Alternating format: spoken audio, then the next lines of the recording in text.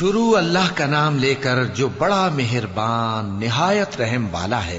ए पैगंबर सल्लल्लाहु अलैहि वसल्लम, मुसलमानों से कह दो कि जब अपनी बीवियों को तलाक देने लगो तो उनकी इद्दत को पेश नजर रखकर तलाक दो और इद्दत का शुमार रखो, और अल्लाह से जो तुम्हारा परवरदिगार है डरो।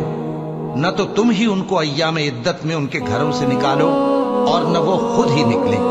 हाँ, अगर वो खुली बेहयाई करें तो और बात है। और ये अल्लाह की हदें हैं, और जो अल्लाह की हदों से तजावुज करेगा वो अपने आप पर जुल्म करेगा। ए तलाक देने वाले, तुझे क्या मालूम, शायद अल्लाह इसके बाद रुजत की कोई सबील पैदा कर दे। फिर जब वो अपनी मियाद यानी इद्दत खत्म होने के करीब पहुंच जाएं, तो या तो उनको अच्छी तरह से ज़ौजियत में रहने दो या अच्छी तरह से अलहदा कर दो, और अपने में से 2 मुनसिफ मर्दों को गवाह कर लो। और ए गवाहो, अल्लाह के लिए दुरुस्त गवाही देना। इन बातों से उस शख्स को नसीहत की जाती है जो अल्लाह पर और रोज़े आखिरत पर ईमान रखता है। और जो कोई अल्लाह से डरेगा वो उसके लिए रंजो गम से नजात की सूरत पैदा कर देगा और उसको ऐसी जगह से रिस्क देगा जहां से उसको वहम गुमान भी ना हो।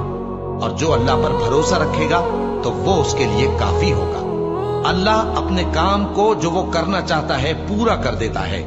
अल्लाह ने हर चीज का अंदाजा मुकर्रर कर रखा है। और तुम्हारी तलाक वाली बीवियां जो हैज से नाउम्मीद हो चुकी हों, अगर तुमको उनकी इद्दत के बारे में शुबा हो तो उनकी इद्दत 3 महीने है, और जिनको अभी हैज नहीं आने लगा उनकी इद्दत भी यही है।